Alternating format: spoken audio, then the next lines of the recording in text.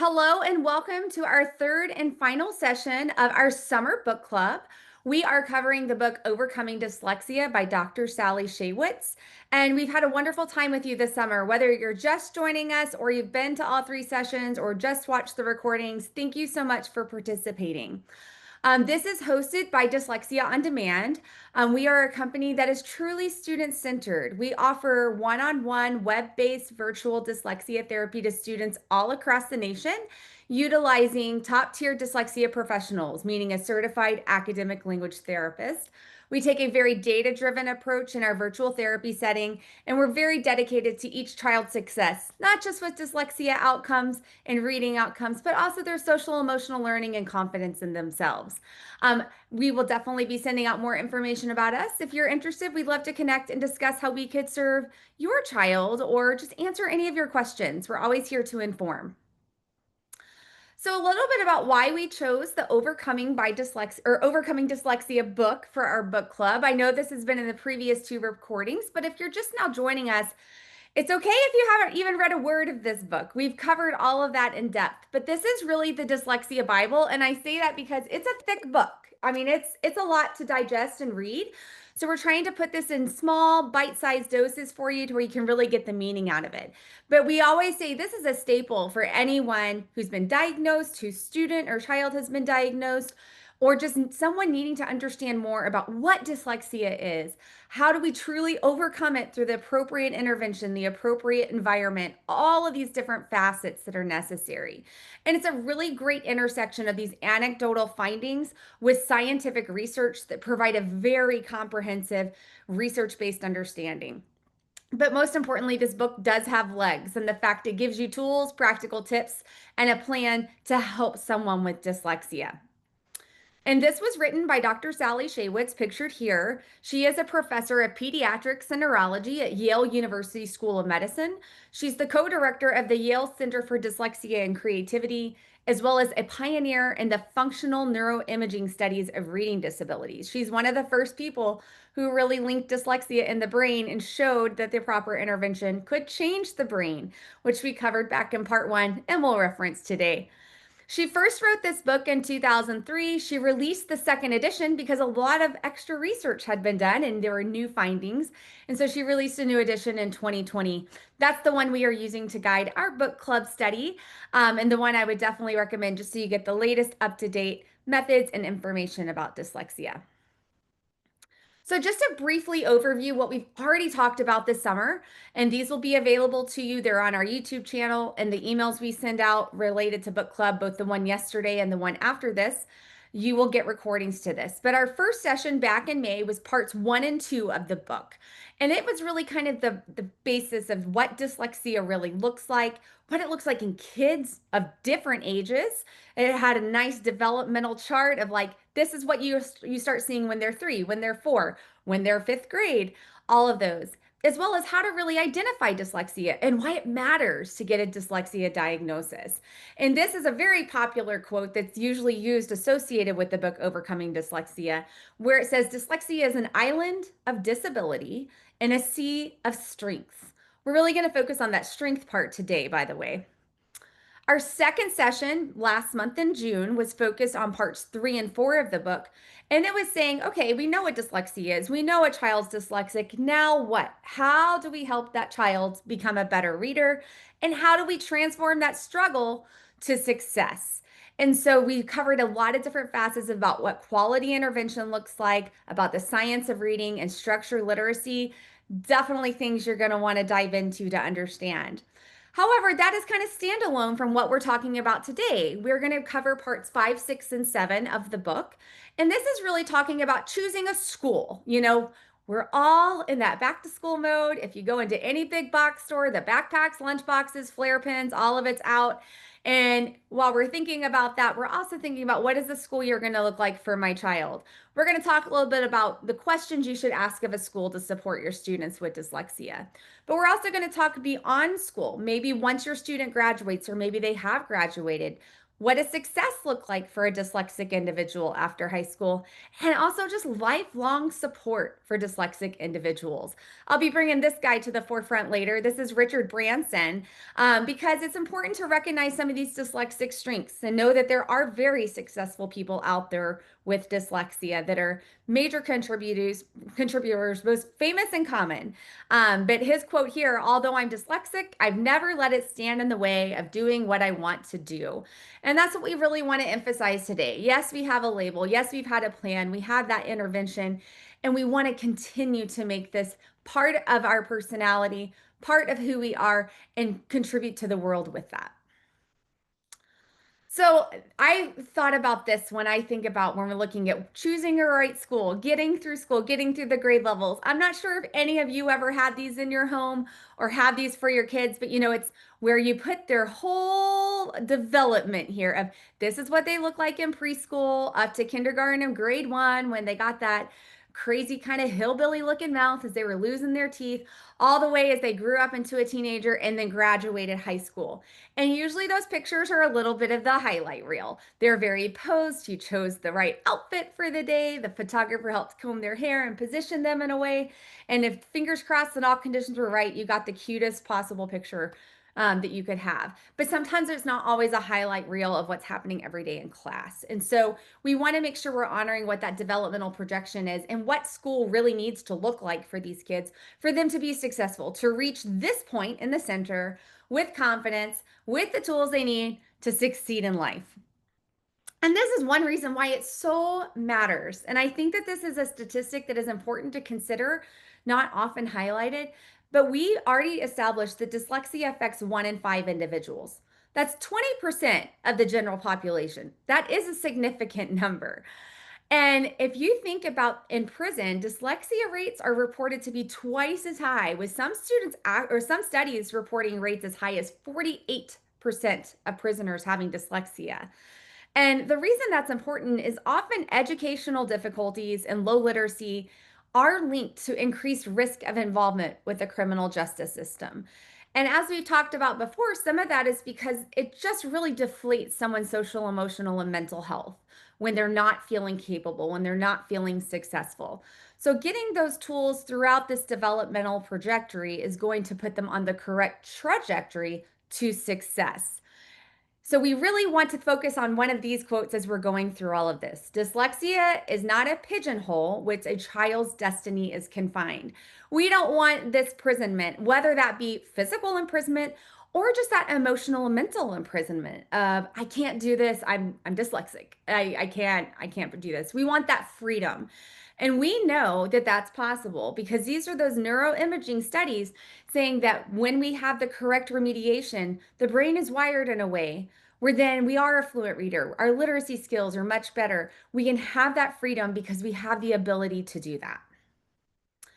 So moving into the first part, I want to first start covering part 5, which is choosing the right school.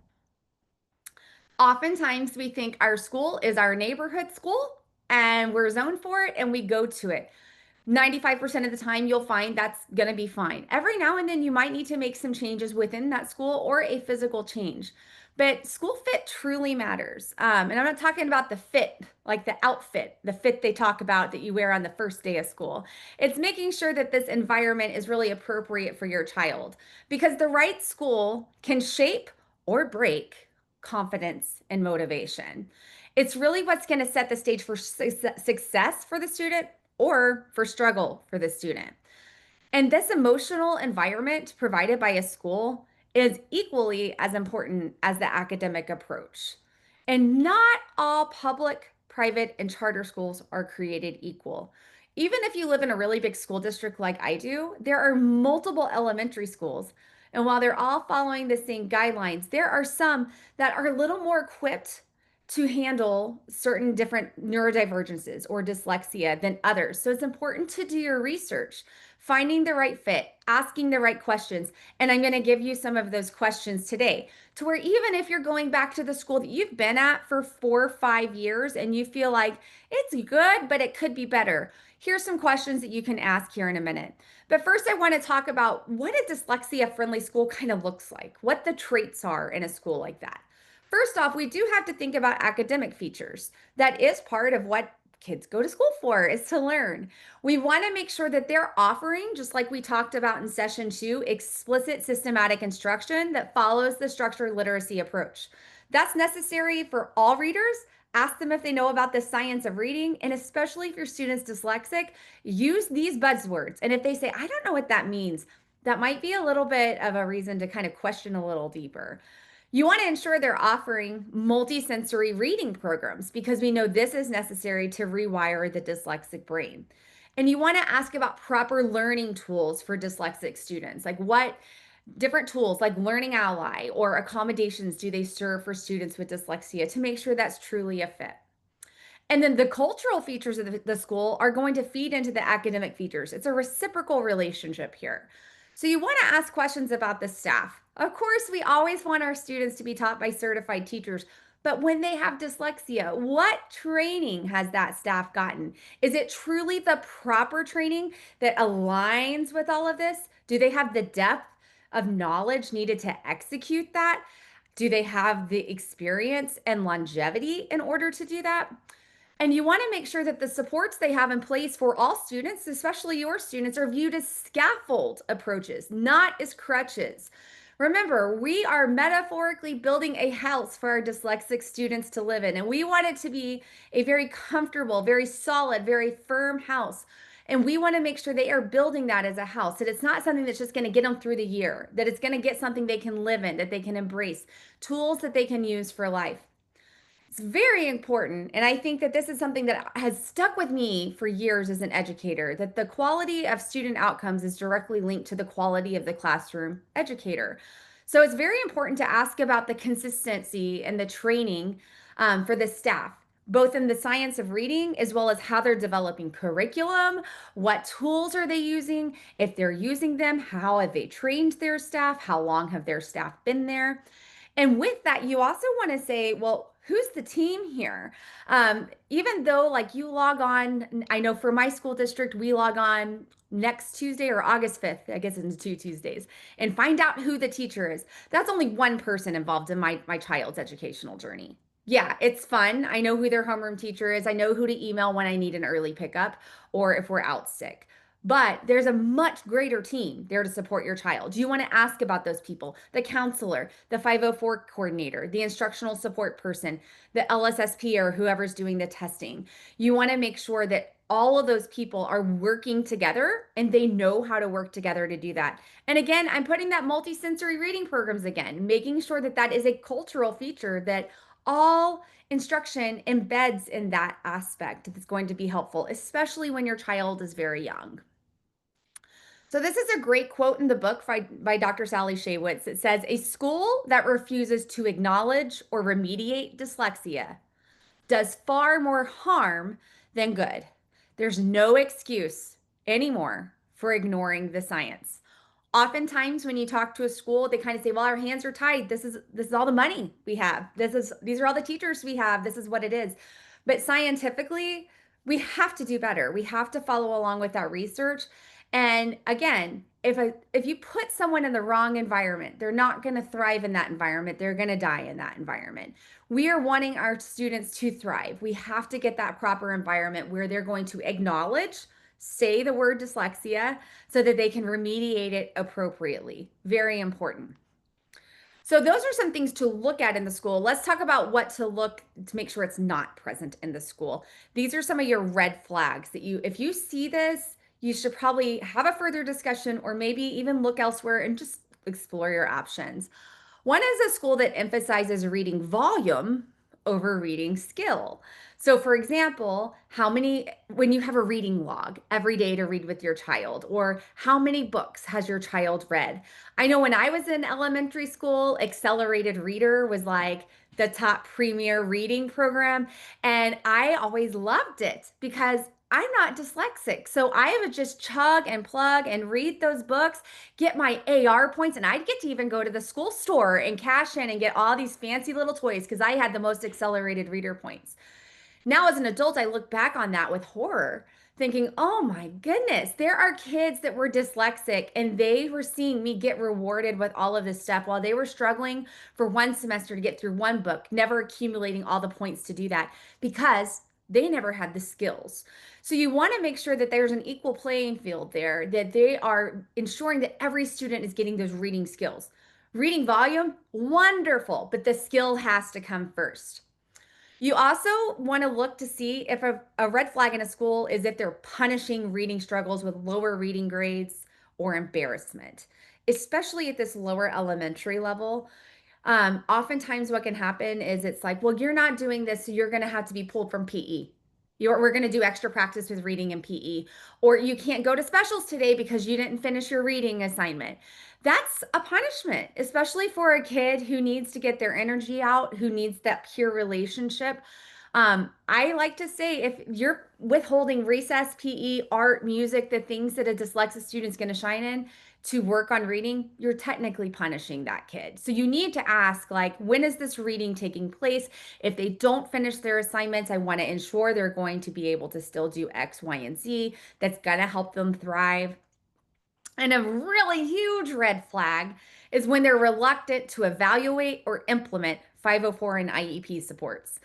You do have a right to any kind of testing. Most states do require that within a written notice. And if they say, oh, they're really doing fine, they don't need to be tested, test anyways. And if they are reluctant to that, that's a red flag for a lot because typically, if we test and we diagnose or we find a problem, we have to find a solution.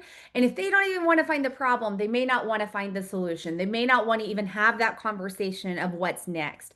So it's really good to ask them, like, hey, who's your 504 team? Like, how often would we meet in this situation? If they say, oh, I don't even know what that is, red flag is high in the air. Start exploring options, asking questions.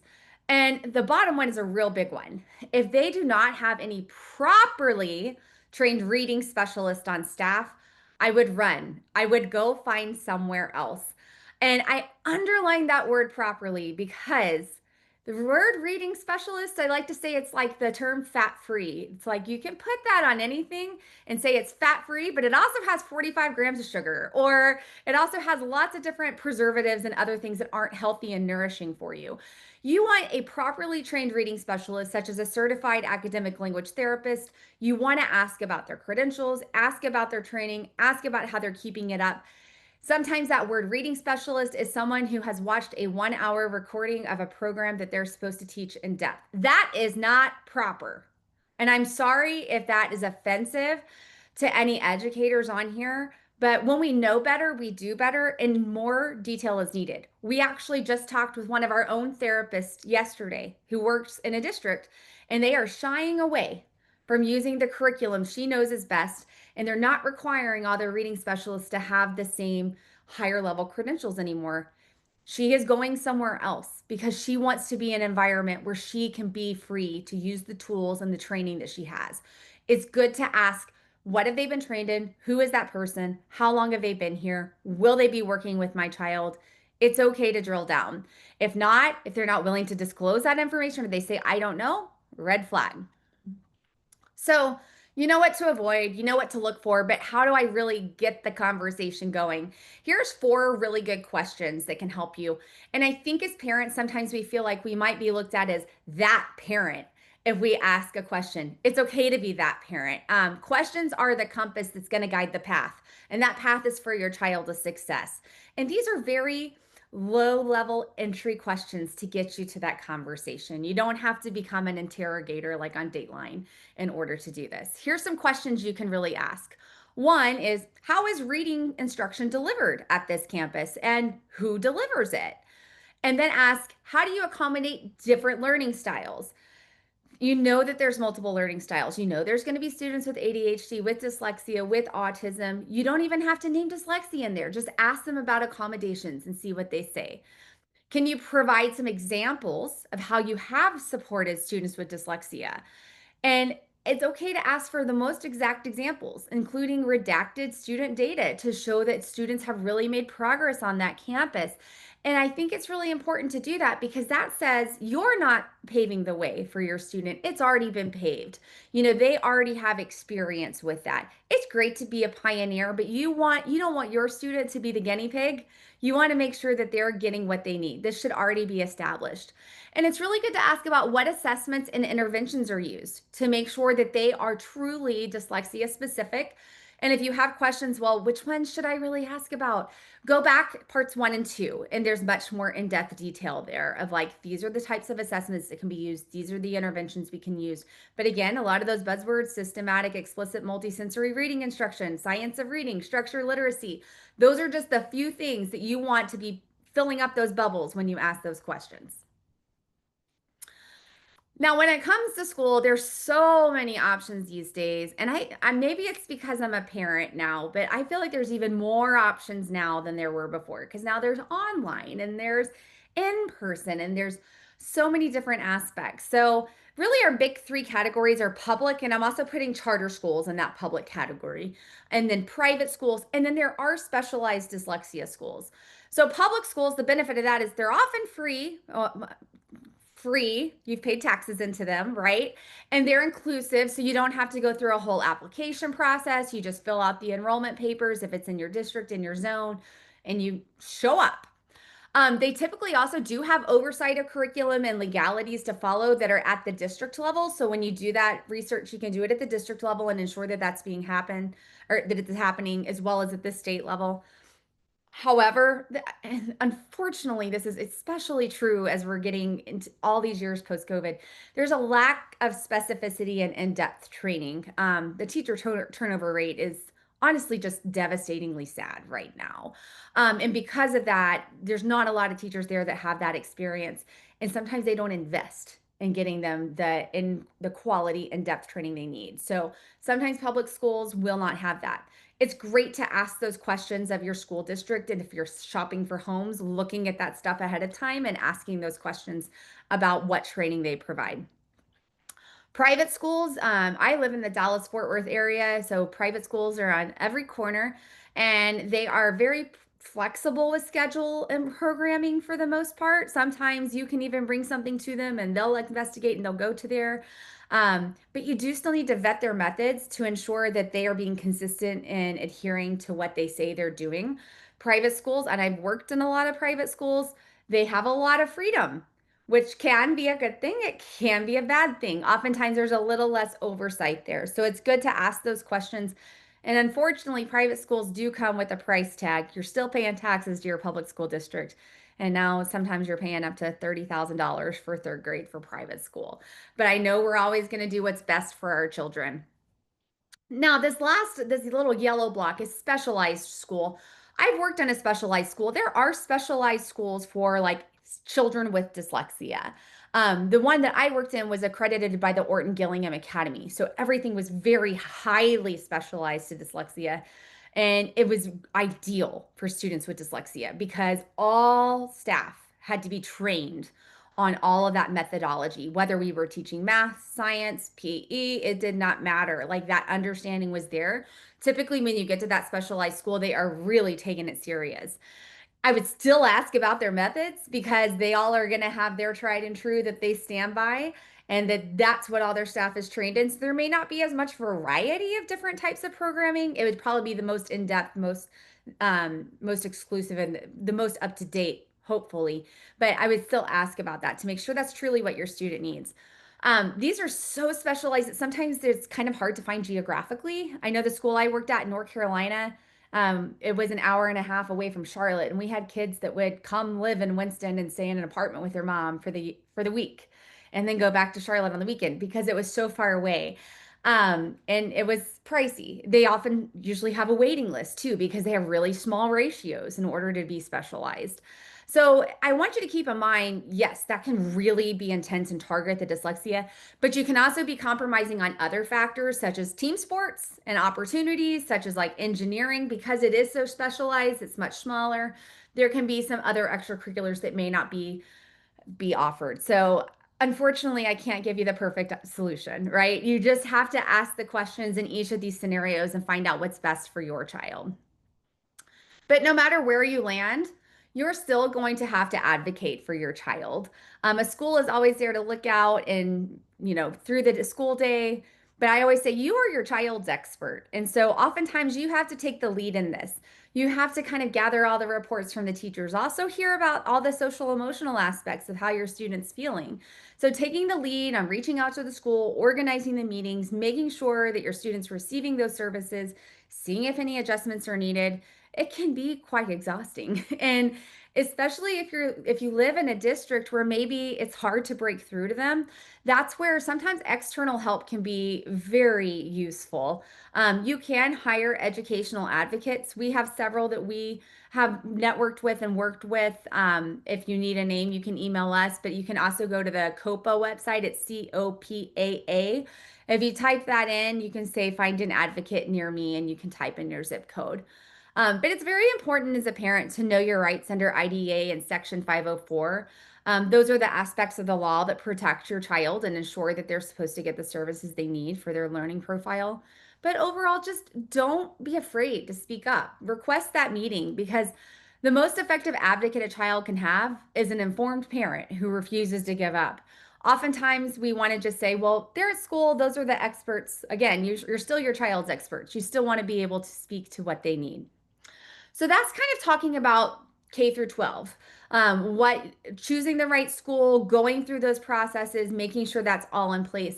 But what about after high school? Life does not stop when we're 18. I wish we all just stopped aging at 18, but that's not what happens. There's much more life to live, there's much more experiences to be had, positive ones too.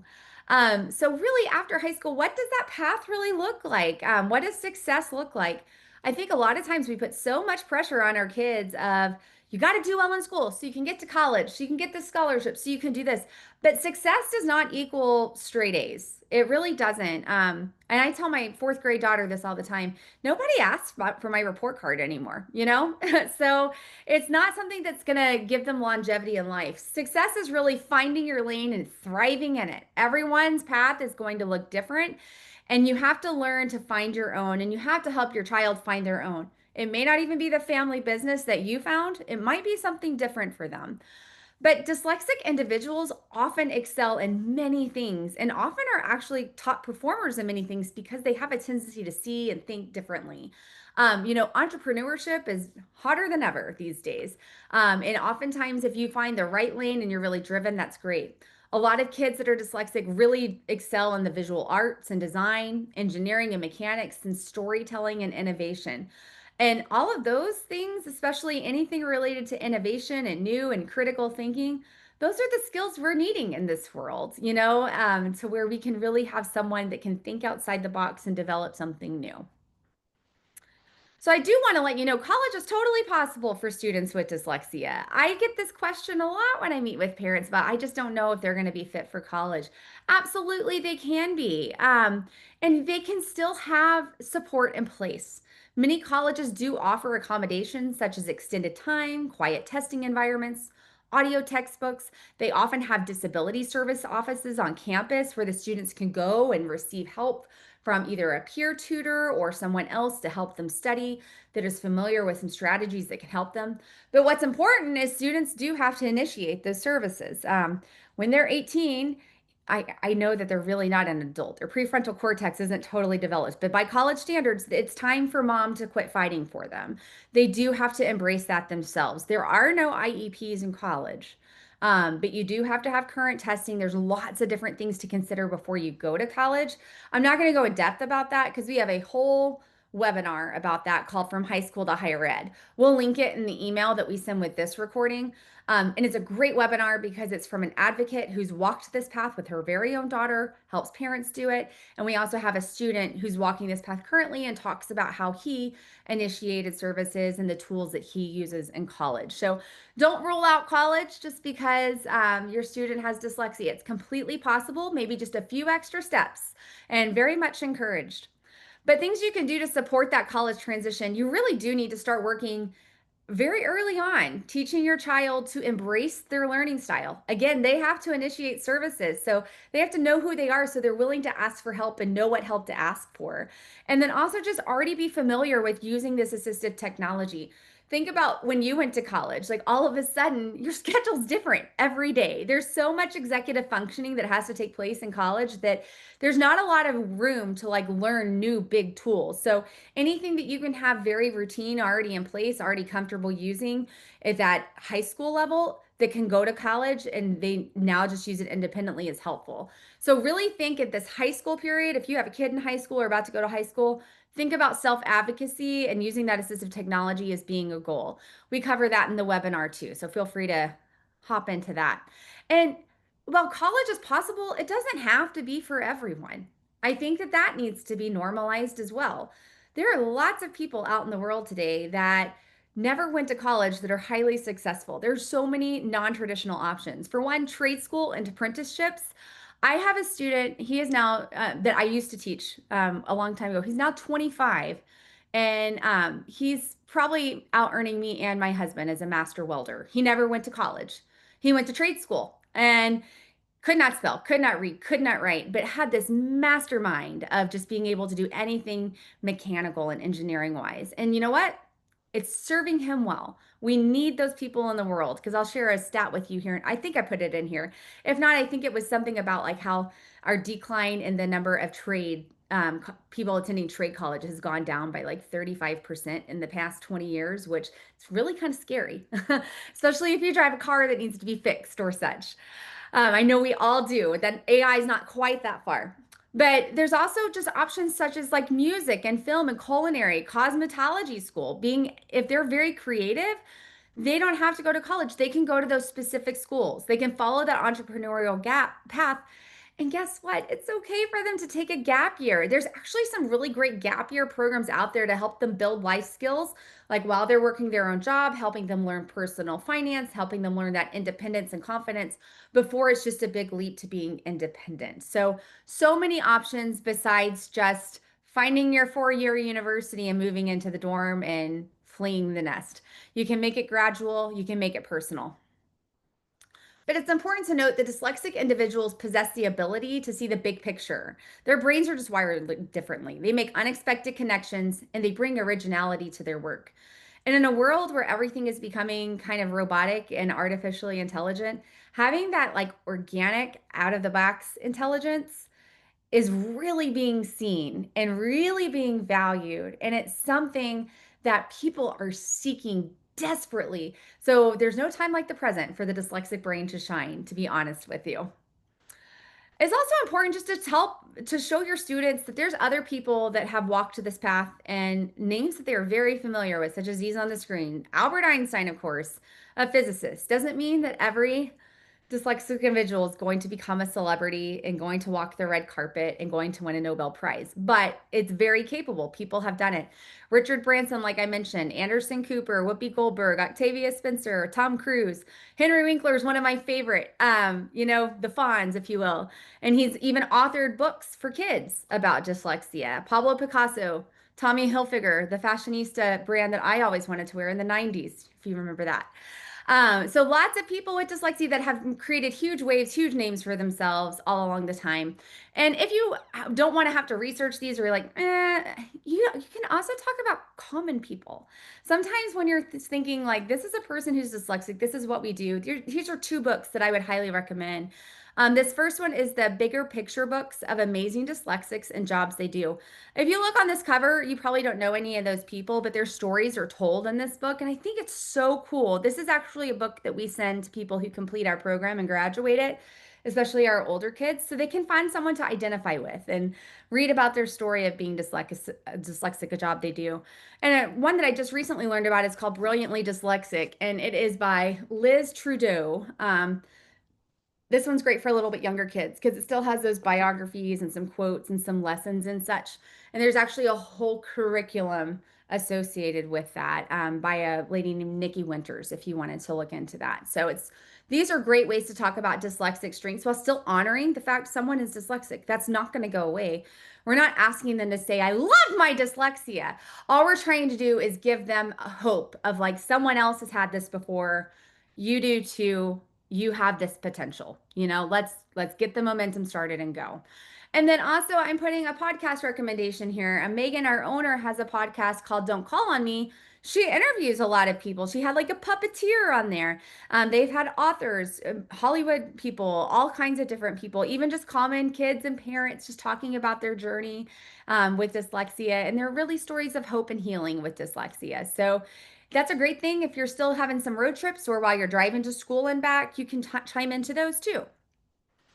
But really, we want to make sure we're working on this little math formula of building this self-esteem and self-awareness to build the confidence. When we're wanting to equip students with lifelong success for dyslexia, we have to build a strong internal narrative for them that says, I learn differently, and that's okay. It's not the shame of I'm dyslexic, I can't do this. It's I learn differently, that's okay. You have to help them understand. And you need to reflect back their strengths, not just their challenges. Be like, oh, yeah, I know you can't read that because you're dyslexic. Instead, say, no, I don't know anyone who can make an art piece so fantastic like that. The way your brain works is amazing. Really focusing on those strengths. All right, and so this is making it work for life, like beyond anything academic, beyond career, what do we need to do? Dyslexia across the lifespan. Dyslexia doesn't end with school. It doesn't stay at your job 9 to 5. There's many things that you're going to do. You're still going to struggle with reading speed, struggle with spelling, struggle with organizational or processing speed, but your strengths can shine. Again, great problem solving skills, great creativity, and truly some of the most empathetic individuals. And this is actually a picture of one of my former students that I wanted to include because she just graduated from Texas Tech.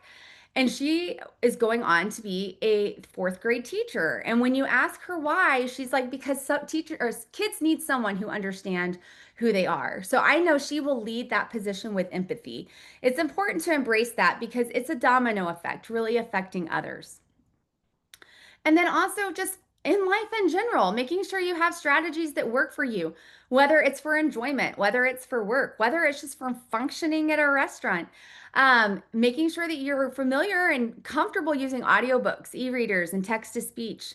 Finding those shortcuts on voice typing for writing, even for emails. You don't have to sit there and type out everything anymore. You can push one button on your keyboard and it's going to record your voice and learning how to chunk tasks and using visual planners, delegating or collaborating in teams. Again, knowing your strengths and saying, I got this.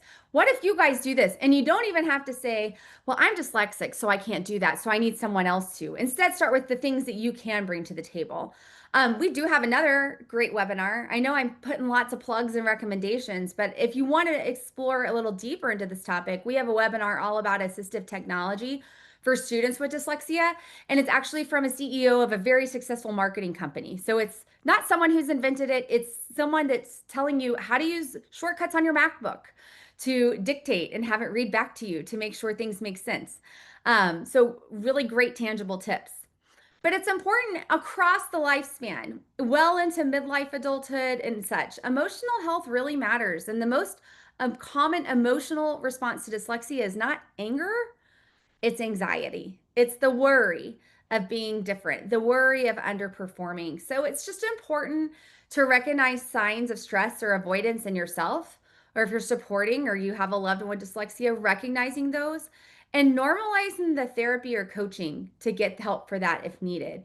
Keep promoting that growth mindset. You're still learning in a different way. And don't be afraid to reach out for help. That's the profile that you have and there's many strengths that you have, but if you find that there's something that it's hard to get that internal narrative into that positive frame, have someone help you with that. And this is what parents can do. And this is, I mean, I still talk to my parents all the time, and they're in their 70s. And I have a feeling those of you on here, even though you might be here to support your child, your parents probably often give you guidance too. Even when your child is becoming an adult, keeping those lines of communication open and just continuing to celebrate their effort and persistence. Someone with dyslexia is kind of like someone with ADHD. That internal failure switch can just flip so quickly and just feel like I'm just not, I can't do this. And they always need a cheerleader in their corner. So be their cheerleader. Don't wait for a crisis to intervene. Try to be proactive. And if you see that they're kind of beating themselves down, intervene, help them out. Encourage community and don't isolate. And then continue to promote that self awareness and self advocacy associated with dyslexia. If you're a teacher, there's still many things you can do. Don't wait to fail. Don't sit there. I hear this all the time, especially beginning of the year conference or middle of the year conference where you start recognizing, oh, and the parents like, I'm just not sure this is doing. They're like, well, let's just wait. It might take care of itself. Let's just wait. All you're doing more than likely is continuing that downward trajectory. And now you've reached a valley so low, it's hard to dig yourself out. So don't wait for the wait to fail to happen. Be proactive. Identify students early, do something about it. Even if your student is 17, do something about it. It's still not too late. Because as we talked about, that trajectory could go down if nothing is done. Be flexible with assessments and assignments. If you're a teacher and you know your student has dyslexia, think about reducing the volume of the reading they have to do, reminding them of their accommodations. They're likely there to want to please you. They don't want to stand out like a sore thumb, and they want to please you and they want to do well. So, helping them realize that is going to give them the tips that they need for all the time. And that flexibility is always so appreciated, and it's not cheating, you know? Being fair is not giving everyone something equal, it's giving them what they need. And then connecting students to role models and real world applications. Just like we talked about in those books, if you know someone who's that way and you know that this person, this kid is so interested in building cars, and you know an automobile engineer that's also dyslexic, say, hey, I'd love to like connect you guys so that y'all could talk, like make it personal for them. And I put this on here too. What can technology do? This is also in our corner. Technology for dyslexic individuals is not a luxury, it's an equalizer. I like to tell people it used to feel like it was very different. Like it'd be very noticeable if someone was using assistive technology. It was kind of like, oh, they're walking with crutches. Anymore, everybody uses it. Everybody has some kind of shortcut that they're doing. So learn and utilize apps that support dyslexic learners. I listed some here, such as Speechify, Grammarly, Notability, Google Reader. Learn those dictation features and shortcuts on all platforms. And you know what? If you're a parent or an educator, familiarize yourself in those so you can teach them to your students and just help them feel as successful. And also just rethink achievement. Dyslexic students may not follow the traditional path, but they often change the world in unconventional ways. So it may not look like the pen and paper of the perfectly written essay. It may look like the most beautiful painting and unique painting you've ever seen, or solving a problem in a way no one else can. That is still something extremely valuable. And oftentimes it takes a lot of grit and persistence to get there. So making sure that they have the means to do so and the mindset to do so. So, some final takeaways for you based upon parts 5, 6, and 7 that we covered today are choose schools with structured support and open minds. Both of those are going to be so critical when you're working with them as a parent to support your own kiddo. And then prepare students for early self advocacy. Give dyslexia a name, give it a game, give it a solution. Make sure that they know how to work with their own brain that they have been given because it's a brilliant one. And then success can take many forms. Help your child find their form. Don't feel like they have to go the same path you went. Help them start exploring that soon before the peer talk comes in of where are you going to college and they feel like they have to. They have the confidence of like, this is something I've always wanted to do. I've always wanted to go into the military because of this. And they know that that is going to be their best option and they feel confident about it.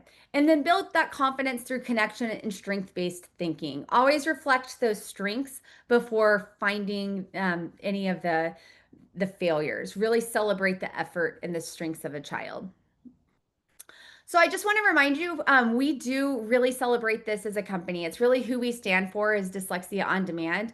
Not only do we provide the intervention that's appropriate, that's data driven, like we talked about in part 2, but we truly look at those social and emotional aspects of dyslexia, both explicitly by connecting with our students with specific resources, as well as advocacy and education by the many webinars I bombarded you with today and in different aspects, because we do find it so important that a student feels completely supported from every angle in order to be successful in life. And we're just always honored when we can be a part of your journey, whether that be working directly with us or just listening to this book club presentation. Some other resources for you of some things that are coming up I wanted to mention is, of course, we do offer our one-on-one virtual dyslexia therapy. It meets all the criteria mentioned in the book. It's virtual and accessible right now through the end of September. We're actually offering free materials, kind of back to school supplies for you, but it's school supplies for therapy, for the things that they would use for us. And we're super excited. We actually just met with our guest for this. It's our Mindset Matters back to school webinar. This is going to be on September 15th at 6:30 p.m. We have registration available on our website. This is going to be led by Megan Buchanan. She's dyslexic. And then she has so many other labels associated with her. She is an aerospace engineer. She's founder of Grit, and she's a cast member of Outlast on Netflix. She is like a world-renowned hiker and excursioneer. I don't even know how to say it, but she's climbed Everest. She does all these excursions, and she's a great motivational speaker. So this one's really meant for the kiddos. You are more than welcome to log on too. If you can't make it, register. There will be a recording available for a few days afterwards that you can always watch with your kid, and always just listen to in the car, even to give you nice hope for that. And then again, I mentioned this before, but you can learn from others. The Don't Call on Me podcast, you can find on anywhere you listen to your podcast. And that will feature individuals of all ages and backgrounds that tell their stories, many of them very successful adults. Some great episodes coming out very soon. So if you haven't listened to any, log on now, subscribe so they hit your feed. That said, we've reached the end of our presentation today. Does anybody have any questions? You are more than welcome to unmute yourself or put that in the chat. I will go ahead and end the recording, and you may drop off whenever you are ready. But feel free to go ahead and drop your questions in the chat or unmute.